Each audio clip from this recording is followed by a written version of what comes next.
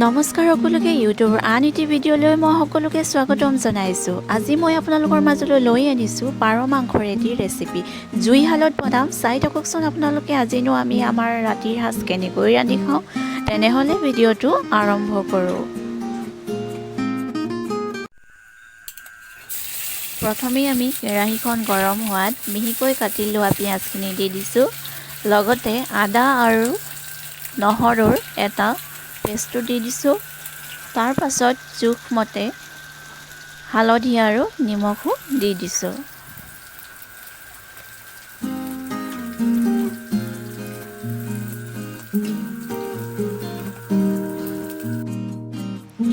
সকলোখিনি এনেকৈ ভজাৰ পাছত কাটি থোৱা মাংসখিনিও আমি ইয়াত দি দিছোঁ আৰু অলপ সময় এনেকৈ ভাজি আছোঁ।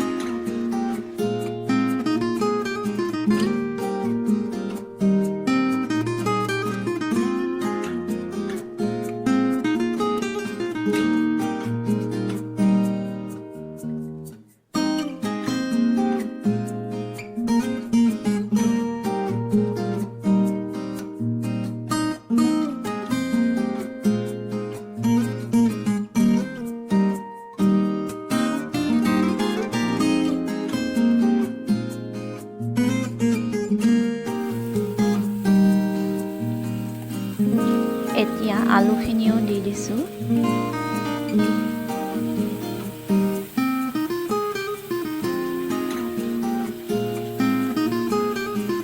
আৰু অলপ ভালদৰে লৰাই ঢাকনখন মাৰি দিলোঁ।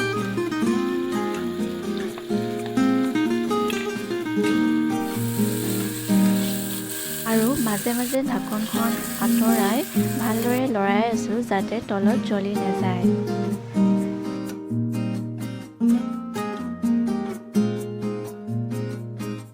জোখমতে পানী দি দিছোঁ।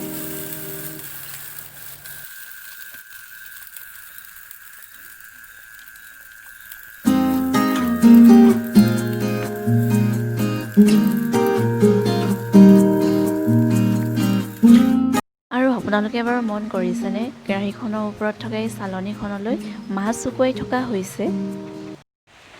মাছখিনি ভালদৰে শুকোৱাৰ পাছত খুন্দি চুঙাত ভৰাই থোৱা হয়, যাক শুকতি বুলি কোৱা হয়। মোৰ খাই কিন্তু বিৰাট ভাল লাগে। আপোনালোকৰ ভাল লাগেনে?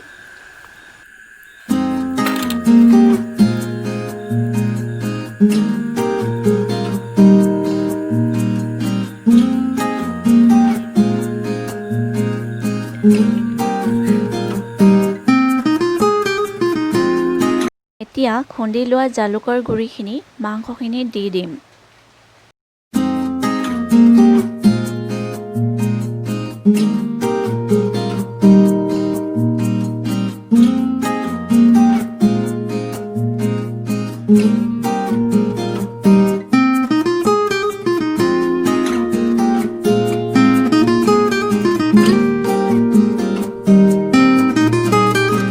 এয়া আমাৰ পাৰ মাংস উতলি আছে, প্ৰায় হৈয়ে গৈছে।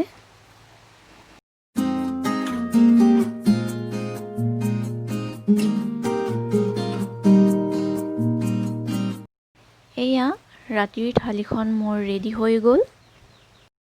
এতিয়া গৰমে গৰমে জালুক দিয়া পাৰ মাংস পৰিৱেশন কৰিবহে লাগে।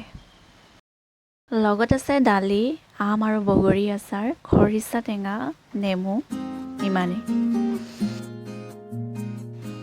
ধন্যবাদ মোৰ ভিডিঅ'টো ইমান সময় চাই থকাৰ বাবে। যদি ভাল লাগিলে লাইক আৰু কমেণ্ট কৰিব।